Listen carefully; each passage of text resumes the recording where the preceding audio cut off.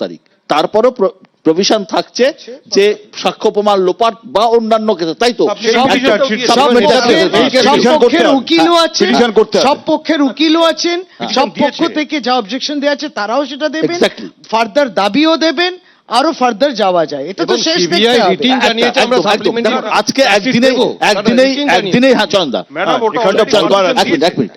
এবং এটার পারমিশন দেয়া আছে, এটা কিন্তু গুরুত্বপূর্ণ জিনিস বেরিয়ে এলো যে প্রশ্নগুলো উঠতে পারতো। আমি 40টা প্রশ্নই আমার কাছে সঙ্গে রয়েছে, 40টা প্রশ্নই আমার সঙ্গে আছে, অভিভাবকের 40টা প্রশ্ন আমার সঙ্গে আছে। আমি এখানে তুলে আমি সময় নিতে চাইছি না, কিন্তু আমি 3টে প্রশ্ন দেখতে চাই যে অনিকেতের কথা ভেতর থেকে উঠে এসছে। আর হচ্ছে যে 14 ঘন্টা পরে এফআইআর হয়েছে। এফআইআরটা করেছেন কারা? অভিভাবকরা, পুলিশ নয়, পুলিশ নয়, এবং কি ইনস্টিটিউশনের অভিভাবক নয়। সিএফএসএল এ যা যা প্রশ্নগুলো উঠে এসছে, একাধিক ডিএনএর উপস্থিতির কথা যেমন লেখা নেই, প্রায় 68 জনের মুভমেন্টের কথা ওই সিসিটিভিতে আছে। সিবিআই কেন এটা করলো বলে মনে হয়? এইটা দেখুন খুব পরিষ্কার, আমি বললে আবার এখানটায় রাজনৈতিক ঝগড়া লেগে যাবে।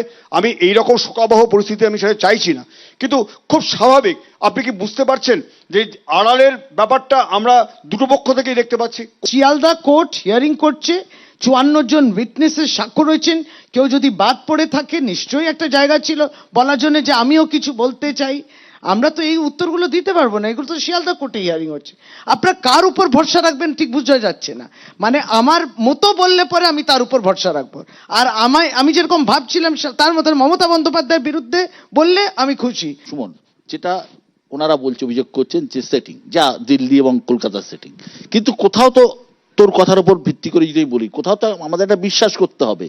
আমি বিশ্বাসের আগে আমার জরুরি প্রশ্ন আছে। দেখুন, আমরা এখানে 8 জন বসে আছি, আমাদের 8 জনের সবাই আমরা ধরছি আমরা প্রচন্ড বুদ্ধিমান, সবসময় আমি মনে করি, আমি অবশ্য মনে করি না, সকালে মনে করি গাধা। প্রণয় দাদের সাথে শশীদিদের সেটিং হয়ে গেছে, সিপিএম বুঝতে পেরে গেছে।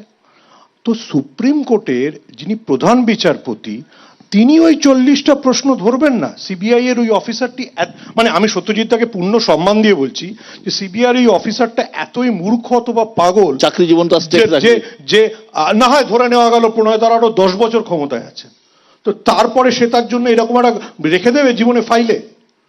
আপনি তো সুপ্রিম কোর্টের প্রধান বিচারপতিকে ফেস করছেন, আপনি তো আমাকে ফেস করছেন না। অনিকেতের যা যা প্রশ্ন, চয়নবাবুর যা যা প্রশ্ন, সেই সবকটার জবাব তো যদি কি বলে প্রণয়বাবু আর শশীদিদের মধ্যে দুর্ধর্ষ বোঝাপড়া হয়ে যায়, তাহলেও সুপ্রিম কোর্টের ওই 3 জন বেঞ্চেরকে তো 40টা প্রশ্নের উত্তর দিতে হবে। অনির্বাণ, আমি আইনের দিক থেকে আমি আসছি অনেক, আইনের দিক থেকে অত্যন্ত গুরুত্বপূর্ণ যে লোয়ার কোর্টের রায়, কারণ পুরো ভিত্তা আসল ওই ট্রায়াল কোর্টই দায়িত্ব তৈরি করে। তাই তো এই রায়টা কি মনে হয় যে এই টোটাল জিনিসটা যা দাঁড়িয়ে আছে, যে জায়গায় দাঁড়িয়ে আছে, বিষয়টা আমার খুব ইন্টারেস্টিং লাগছে, কারণ আমি ওই আবার আইনের ছাত্র, যেহেতু এটা আমার সাবজেক্ট, তাই জন্য আরো ইন্টারেস্টিং লাগছে। সেটা হচ্ছে যে বেশ কিছু তথ্য এখন উঠে এলো, আমি তো চার্জশিটটা ভালো করে পড়িনি, ওনারা বলছেন, তার থেকে বেশ বোঝা গেল যে বেশ কিছু জিনিস হয়তো এখনো আনটাচড রয়েছে। তো সেইটা প্রমাণে মানে আমাদেরকে মানতে হবে, জানতে হবে, আমরা সবাই জানি সেটা হচ্ছে যে ভারতবর্ষের আইনের পদ্ধতি হচ্ছে prosecution has to prove beyond all reasonable doubt. এই কথাটা খুব ইম্পর্টেন্ট, রিজনেবল ডাউট। তো একটা ম্যান অফ অর্ডিনারি প্রুডেন্স যেগুলো নিয়ে ডাউট করতে পারেন, লাইক ডক্টর অনিকেত, যেমন ওনারা ডাউট করছেন, এই ডাউটের ঊর্ধ্বে উঠতে হবে কিন্তু প্রসিকিউশনকে। অর্থাৎ যে ডাউটগুলো আসছে, সেই ডাউটগুলো যদি আসামি পক্ষর তরফ থেকে এটা একটা সুযোগ হিসেবে ব্যবহৃত হয়, তাহলে কিন্তু এটা benefit of doubt goes to the accused. এটাই কিন্তু আইন সম্ভব। যে মামলাটা এত বড় হয়ে গেছে, যেটা গোটা দেশ আলোড়িত হয়েছে, এত বড় একটা ঘটনা হয়েছে, যেখানে ছোটখাটো, আমি ধরে নিলাম যে অনিকেতদের বক্তব্য সঠিক, আমি ধরে নিলাম সত্যজিৎদা বলছেন কোথাও আছে, কিন্তু এই রকম একটা মামলার ক্ষেত্রে হয় আসামির ফাঁসি হতে পারে, নয় আসামি মুক্ত হতে পারে, নয় আসামি যাবজ্জীবন হতে পারে, এর বাইরে তো কোনো অপশন নেই। 3টে অপশন। দাদা বেসিক্যালি কি হচ্ছে আমাদের ভারতবর্ষে, আবার এই পুরোনো জায়গায় ফিরে, আজমাল কাসফকে আমরা সবাই দেখেছিলাম টিভিতে গুলি চালাতে, সেটাও কিন্তু beyond all reasonable doubt proof করতে হয়েছিল প্রসিকিউশনকে, এবং তার জন্য আমরা জানি 4.5 বছর লেগেছিল ওর ফাঁসি হতে।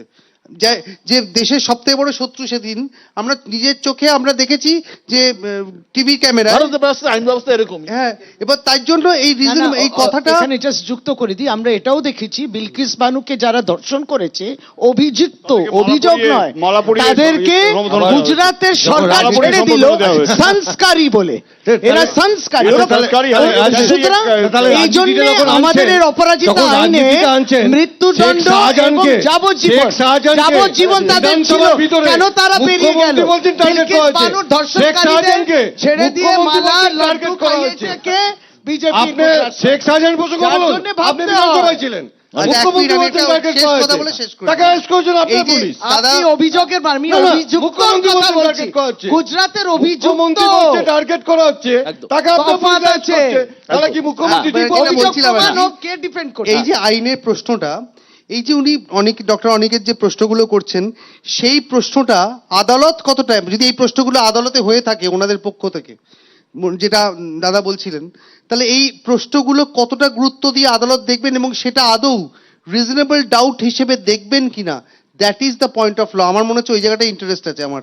আর আরেকটা জিনিস মানতে হবে আমাদেরকে, এটা কিন্তু ভারতবর্ষের আইন, যত বড়ই অপরাধ করুক না কেন সে, ভারতবর্ষের আইন বলছে যতদিন না সে দোষী সাব্যস্ত হচ্ছে সে কিন্তু নির্দোষ একজন ব্যক্তি। অর্থাৎ প্রমাণ করতে দায়িত্ব কিন্তু প্রসিকিউশনের, এবং সেই জন্য খুব ইম্পর্টেন্ট পার্টিনেন্ট সিচুয়েশনস তৈরি হচ্ছে, যেটা হচ্ছে ওনারা যে প্রশ্নগুলো করছেন, দাদা যেটা সিএফএসএল রিপোর্ট থেকে দেখে বললেন এবং আমাদের আলোচনা থেকে আজকে বেশ কিছু দাদা বললেন, তো আরো বেশ কিছু এগুলো প্রশ্নের সামনে কথা। আসবে? এগুলো যদি সামনে আসে, আমি জানি না এগুলো আসবেই। আদালতে এসছে কিনা, হ্যাঁ। আদালতে যদি আসে এসছে না। তাহলে ওই ট্রায়াল জাজ, যিনি লন্ডনের ট্রায়াল জাজ আছেন, তিনি আদৌ এই প্রশ্নগুলোকে রিজনেবল ডাউট হিসেবে দেখবেন কি দেখবেন না, বা রিজনেবল ডাউট হিসেবে দেখলে প্রসিকিউশন সেটা ক্লিয়ার করেছে কি করেনি, that is a very important. কোথাও না কোথাও ট্রায়াল জাজেরও তো একটা অবশ্যই জবাব দেওয়ার ওনাদের- জায়গা থাকে, অ্যাকাউন্টেবিলিটি। একদম। তার তো কারণ তিনিও জানেন যে এই রায় অত্যন্ত আলোচিত এই হবে রায়টা- আইনের দরবারে, অর্থাৎ আরো সুপিরিয়র কোর্ট। এই রায় নিয়ে পরবর্তী কোর্টে যাবেই যাবে, যাবেই। স্বাভাবিক। যে কোনো পক্ষ রায়ও যাবে। যাবে, সবাই যাবে। এবং এই রায়টা একটা যুগান্তকারী হবে কিন্তু, আর তার কারণ গোটা ভারতবর্ষ তাকিয়েছে রায়ের দিকে। 40টা প্রশ্ন কিন্তু হাইকোর্টকে করেছে, হ্যাঁ, বিশ্ব এই হাইকোর্টকে এই- করেছে। এই লোয়ার কোর্টের 40টা জাজ- প্রশ্ন হাইকোর্টকে করেছে। এই লোয়ার কোর্টের জাজ এমন কোন কত সিদ্ধান্ত important নেবেন না এগুলো। যেটা তার কেরিয়ার এবং তার এর ক্ষেত্রেও একটা ভূমিকা রেখে যাবে অনেকের। যেটা বলার সেটা হচ্ছে যে সুমনবাবু যেমন বলছিলেন যে এই গণতান্ত্রিক পরিকাঠামোতে আমাকে তো কোথাও না কোথাও একটা ভরসা রাখতে হয়, তাহলে দেশের সর্বোচ্চ তদন্তকারী সংস্থা এবং সুপ্রিম কোর্ট, তারপর যদি ভরসা না রাখলে তাহলে পৃথিবীর বাইরে কোথাও গিয়ে সন্ধান করতে হয়। তাহলে একথা সত্য। তাহলে 9ই আগস্টের ঘটনাকে কেন্দ্র করে আমরা কি জানতে চাইছিলাম? আমরা এই প্রশ্নগুলো করছি শুধুমাত্র এই জায়গা থেকে যে সেই দিন ঠিক কি হয়েছিল, কেন এই ধরনের একটা ঘটনা একটা ক্যাম্পাসে ঘটলো, এইটুকুই আমাদের মোটো, এর বাইরে অন্য কোনো মোটো নয়। তাহলে সেই জায়গা থেকে যেটা বলতে চাইছি সেটা হচ্ছে, যদি সিবিআইয়ের এই এই যেটা স্যার Investigation. বললেন ইনভেস্টিগেশনের যে অসম্পূর্ণতা অসঙ্গতির জায়গাগুলো উঠে আসছে, সেই জায়গা যদি থাকে তাহলে বিচার চাওয়ার জন্য সাধারণ মানুষ যাবে কোথায়? তাহলে যাওয়ার জায়গা যদি না থাকে, তাহলে এই গণতান্ত্রিক পরিকাঠামোতে তো একজন চিকিৎসক, একটা মেডিকেল কলেজ, একজন চিকিৎসক পড়ুয়ারা তারা আন্দোলন করছে, তারা পাশে আছে, তারা যে ক্যাটাগরিতে পড়ে সেই জায়গা থেকে তাদের না, না, বিচার আমরা সবাই পাওয়ার চাই। চাওয়ার প্রশ্নটা না, বিচার চাইতে পারে না অনেকেই। এই প্যানেলে মনে হয় কেউ নেই যে বিচার চায় না, সবাই চায়, কিন্তু বিচারের প্রশ্নটা যে জায়গাটা সেটা হচ্ছে ন্যায় বিচারের প্রশ্ন।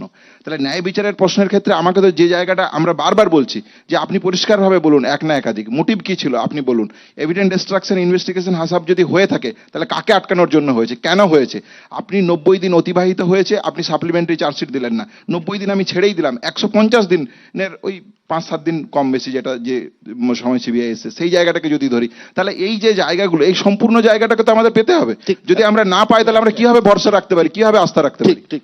আমার খালি এই প্রসঙ্গে একটা জিনিস বলার আছে। দেখুন, পশ্চিমবঙ্গের কামদুনি ঘটনা আর দিল্লির নির্ভয়া কাণ্ড প্রায় সমসাময়িক।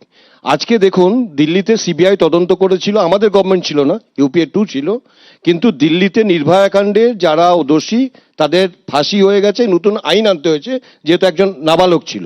আর আমাদের এই পশ্চিমবঙ্গের কামদুনি কাণ্ডে সিআইডি তদন্ত করেছিল, তার মধ্যে 2 জন হাইকোর্ট থেকে বেল পেয়ে গেছে, এই ক্লজে বেল পেয়েছে যে যথেষ্ট তথ্য প্রমাণ দিতে পায়নি। এই প্রসঙ্গে একটা জিনিস খুব প্রাসঙ্গিক, আরে, উত্তরপ্রদেশে মুখ্যমন্ত্রী হাথরস বলেছিলেন মতো একটা 1 জায়গা মাসের আছে। মধ্যে চার্জশিট দিতে হবে, উত্তরপ্রদেশে হাথরস মতো সিআইডি 1 জায়গা মাসের মধ্যে আছে, চার্জশিট দিয়েছিল, যেখানে যিনি কিন্তু মারা তথ্য গেছেন, প্রমাণ মারা দিতে গেছেন পারেনি বলে দর্শিতা হয়ে, তারা বেল তার পেয়ে গেছে। পরিবারকে মেরে সেই ফেলা হয়, সময়টাও পুড়িয়ে খুব দেওয়া হয়, প্রাসঙ্গিক। এভিডেন্স লোপাট করা হয়। কামদুনি কামদুনি পরিবার বিচার পেল না দিদি। আইনও কিছু না। কামদুনি আমি পরিবার যাচ্ছি না। বিচার পেল না। এবং সেই আজকে বিচারের 10 বছর জন্য হয়ে গেছে। এই রাজ্য সরকার দায়িত্ব তো নিতে হবে রাজ্য সরকার। আমি একটা কথা বলতে পারি। আমি আমি একটা কথা বলতে পারি যে আগামী 18 তারিখ যে রায় ঘোষণা হবে সে রায় আমাদের কাছে গুরুত্বপূর্ণ এই কারণেই, যেটা অনিকেত বারবার বলছে যে হ্যাঁ মোটিভ কি ছিল, নিশ্চয়ই তার রিপোর্ট সিবিআই দিয়েছে কোর্টে, এবং কেন মারা হলো, কিসের জন্য হলো, খুনি এক বা একাধিক, সবকিছুই পরিষ্কার হবে। হয়তো এই রায়ের ওপর নির্ভর করে আবার উচ্চতর কোর্টে কেউ যাবেন, কিন্তু এই রায়টা এমন একটা হোক, এমন একটা যুগান্তকারী হোক, যেটা আমরা প্রত্যেকেই চাই। যে কোর্টের কি রায় আমরা বলতে পারি না, কিন্তু মানুষ মনে মনে চাইছে, সাধারণ মানুষ চাইছে, আমরা প্রত্যেকেই চাইছি দোষী শাস্তি পাক এবং আমাদের জনতা বিচার পাক, সাধারণ মানুষ বিচার পাক, জুনিয়র ডাক্তাররা বিচার পাক এবং পশ্চিমবঙ্গের মানুষের আবেগ বিচার পাক, এবং আমরা প্রত্যেকেই তাকিয়ে থাকবো সেই দিনের দিকে। অনেক অনেক ধন্যবাদ আজকে অনুষ্ঠানে আসার জন্য।